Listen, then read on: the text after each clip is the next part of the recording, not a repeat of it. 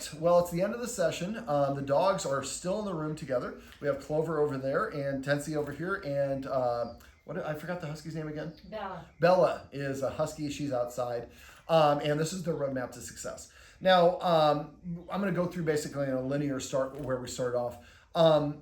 The first thing I always go over is marker words. So I'm going to send you guys a link to a page that has a lot of the stuff already covered with videos and stuff linked in there. I'm going to send it to you guys privately. I'll also send you a link to where this video is. But that other video is going to have a lot of stuff linked like marker words, hand targeting, dog consent. And so go back and watch that video, read that right up. Watch those videos as often as you need to until those become second nature. There's a lot of things that we go over that are foundational elements that will help with fighting. Most people just I just want the exercise to stop the fighting. That's all I care about. Yeah. There's a lot of things that lead up to those fighting. And so that's what we covered: marker words. We went over hand targeting, work on the timing of using the marker. Then we also went over dog consent. Now, I went over the pause interrupter lesson. Again, that's the kissing, beep, beep, beep, or puppy, puppy, puppy. And you want to do that if you see one of the dogs staring at the other or whatever it is, or maybe out to get the trash, you make the pause interrupter sound. They look and you go, boop. They run over and touch the nose to your hand. You've now moved them away from whatever it was. Then you give them some carrots, take them outside, or whatever the case may be. Do something to change them. Otherwise, they're usually going to go back to the other thing. Now, we also talked about exercise. These dogs get exercise, but sometimes we have a young baby in the house. Sometimes just the exercise doesn't happen. So Clover needs more exercise than Tansy, sorry. And so what I recommend is getting a harness that a doggy backpack, as they call them, should have a harness that has 2 pockets. Put a bottle of water or bags of sand or whatever it is into her harness. When she's walking, this is going to make the walk more efficient. Remember, on walks to let them sniff as long as it's safe to do so. Sniffing is the most important thing to do on a walk. It is relaxing for the dogs. It drains energy for the dogs. It also can help dogs calm each other down. And so as long as the dogs are sniffing and it's safe to do so, let them do it. Instead of walking for a circuit, a lot of people go, I'm going to walk around the block. Well, it takes a certain amount of time.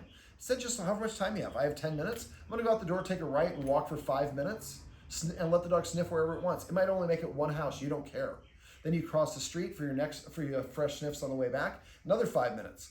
Dogs will be very drained of energy. Now, the video that's above in this one is where we talked about some tips for the dogs to do. I'd like the dogs to get some exercise, then 10 minutes of rest, then practice the exercises that we talked about in that video. Now, she might need, Clover might need a 25-minute walk, where she might need only a 10-minute sniff walk. So don't think, and that's one of the things that we walk the dogs together, but what if she's a slowpoke and she really needs a lot more sniffing? We're kind of forcing them to kind of sacrifice for each other. So if you can, if you're going to do this sort of thing, walk and then kind of calibrate, see how the dogs do. Okay, she has a 20-minute walk and she has a 10-minute walk, and this is how well they did. Now I take her out for a 30-minute walk and a 15-minute walk and see how they did. So you kind of ebb and flow a little bit until you find the right Goldilocks amount of exercise. Now, there's other forms of exercise that they like to play tug of war with you guys with toys. So that's a good way to burn energy. If she ever touches you with her teeth, just immediately drop the toy. So what you're saying is, you can't touch me with your teeth. We're gonna have a young baby in the house, and so we need the dogs to start working on some of those skills. But tug is a wonderful exercise to play. Fetch is a wonderful thing to do. Do you guys have one upstairs? It's one level, okay. So having them roll out right after getting the ball. You can do some scent work. I didn't go over cookie in the corner here because the dogs were really not as interested in the treats. I think that the food is left out a little bit too long, and so the dogs don't have as much desire for them. Message me if you want to know what cookie in the corner is. I'm happy to share that video with you. But scent work is a wonderful way to drain dogs' energy. Now, there's a whole bunch of different things you can do, but these are things where it activates the dog's nose. I'd like you to get a snuffle mat for each dog. The one that I would like you to get is the Rundick, R-U-N-D-I-C-K. It's a gray one with a band around it, and the picture on Amazon has a golden retriever doing it. While I'm on this, the treats that we're using are Stewart's freeze-dried beef liver. They have deer and salmon and a whole bunch of ones. It comes in a teal and white shaped bucket. Get the largest bucket possible. Take a straight edge knife, cut them into little pieces about the size of a pea. When it comes to treats, you want to use the smallest amount and the lowest value that you can get away with. Now, dogs, when they're stressed and they have cortisol in their blood, that will stop them from eating. So if you know that there's a treat that they like and they won't take it, That tells you that something's going on. There may be tense with each other. There may be tense with what's going on outside or whatever it is. Speaking of outside, when you're going to practice getting together, again, make sure you take into account everything. If there is a guy doing a weed eating outside, there's people fighting, there's the baby crying, there's dishwasher on, whatever those things are, those can add extra tension. We already have a problem with the dogs fighting. We don't need to add extra stuff. The other treats that I was using, the one in the purple white bag there, are called Tricky Trainers Soft and Chewy Chicken Liver Treats. Those are a good treat. They have more of a smell than the Stewart's freeze-dried beef liver. I like to have 3 levels of treats. The Charlie Bear's is the lowest level treat, but just a cookie-based treat. So I want to be able to go up and down the treat ladder of value as often as I need to help the dogs get comfortable, to provide the right reward and nourishment. Let me see. Lick mat, also something you can get on Amazon. Make sure you get ones with suction cups on the bottom. They come in all sorts of different sizes, but peanut butters, frozen yogurt, cream cheese, unless your dogs are lactose intolerant, are good things for them to do, for them to lick off of it. You can also use the dust from the Stewart's freeze-dried beef liver if they're being finicky. Now, I would give them the lick mat separately. Bring one in, give them a lick mat by itself without the other dog around. And do the same thing with the other dog. We want the first couple experiences of them just getting used to it. If we only bring the lick mats in when they're together, we're adding extra tensions to them, and that might create some casualties or some things that are not contributing factors. Let me see. For the leash, they get very excited for the leash, which a lot of clients go, would you like to go for a walk? You want to go? You ready? Let's go. And we get the dog all worked up. So what I would have you do, and this is a concept I want you guys to use throughout, is practice when you don't need it. So go outside, go to where the leashes are, and if the dogs start getting excited, turn around and come back inside. One of the guards knows when he puts his shoes on, puts his jacket on, grabs his glasses, certain things. We call this a departure ritual. The dog recognizes you're going to do that before a walk, before you're leaving, or whatever it is. So sometimes put your glasses on or put your hoodie on and then sit down and watch some soccer. Pick up your keys and hang out in the chair and do something else. So the idea is to desensitize the dog from these things. Now let's say that this is where the leashes are kept, right here on this little shelf. They're outside. I don't want to walk in, be too long a video. As I'm walking towards it, if the dogs recognize and run in front of me, as soon as they pass in front, I turn around and walk away. And this is why it's helpful to practice this when you're not planning on going for a walk. So you walk away and then they're like, okay, I read that wrong. Eventually you get to the point where you'll be able to walk all the way up here and the dogs stay behind you. When you get here, tell them to sit. And this might be helpful to have only one dog practicing this at once. Maybe the other 2 dogs one's inside, one's in the back, or whatever it is. So you tell them to sit once. The dog sits. Then I start reaching for the leash. Now we think of grabbing the leash and touching a dog as one activity. We can make that in a whole bunch of steps. And this is a concept I want you guys to keep in your back of your mind, not just for this exercise, for everything. Anytime my dog struggles, how can I make that 1 step into 2 steps? 2 steps is not enough. How can I make it 3 steps, 4 steps, 5 steps? So for this, the first step is just walking towards it. Dogs have to learn that they can't walk in front of you. It's not a dominance thing. I just want them a little impulse control. So they walk here, and when they're behind you, then tell the dog to sit. When it sits, reach a little bit, pull back, give the dog a treat. Actually, let me say that again. Reach a little bit, pull back, say yes, then give the dog a treat. What are we marking? The dog staying seated. Most people don't actually teach the dog what they want it to do. They just get mad and punish it for making mistakes. Have you ever taught your dog, when I'm leashing you up, I want you to sit there quietly as I attach the leash? Most people don't. They just expect the dog to do that. That's not normal behavior, especially when we're saying, you know, for walkie. So we tell them to sit, we reach partially for the leash, we pull back, we say yes and give them a treat. We reach again, partially, maybe a quarter of the way, pull back, yes, and give them a treat. And I do this, I call this compartmentalizing. So I'm gonna reach, I'm gonna pull back, that ends the movement. I'm gonna say yes, not while my hand is moving, my hand goes back, then I say yes, then I reach for the treat, then I deliver the treat. Make sure those are all completely separated. A lot of times we start getting sloppy. The dog start reaching for the treat, or they're about to sit, we're starting to reach to deliver the treat. That interrupts things. So be clear in your motions. So eventually I reach a quarter and pull back and the dog's staying there. Then I reach halfway, pull back, the dog's staying there. I'm saying yes and give it a treat. When I reach 3/4 of the way, then I touch it. Then I pick it up and put it right back down. When you pick it up, a lot of times the dog gets up. If the dog gets up at any point in this, you stop, tell the dog to sit. It has 3 seconds to sit. If it sits, then you continue the process. If it doesn't sit, then you walk away, go inside. And this is why you want to practice when you're not actually taking your dog for a walk. This will take, practice this in like 1-minute practice sessions. However much you can make in 1 minute, and then just finish it.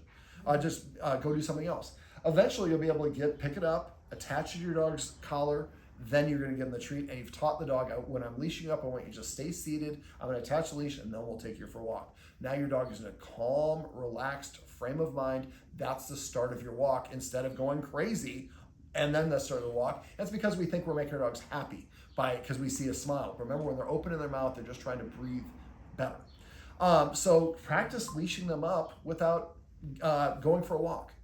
I also recommend that the guardians incorporate some rules. If we want dogs to not fight, not jump up, not bark, not bite, they have to practice self-restraint.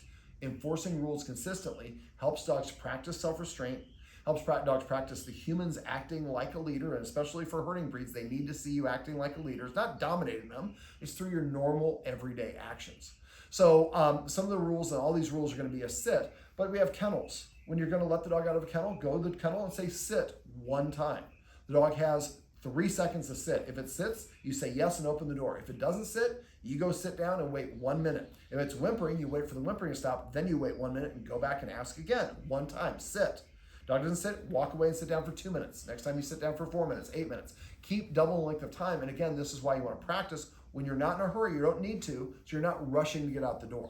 And eventually you'll walk to the front of the kennel and the dog will just sit down because you've taught them to exit the kennel. I ask you to do a sit. Now the dog is kind of tipping its hat to your respect or respecting your authority, and it's into a habit of something that's a little bit more subdued than bombastic and moving forward. Other situations: sit before I let you into the door to the house. Sit before I invite you into the car. Sit before I even open the door to the car. Sit before I start preparing your food. Again, sits for a lot of these. Sit every time we cross the street.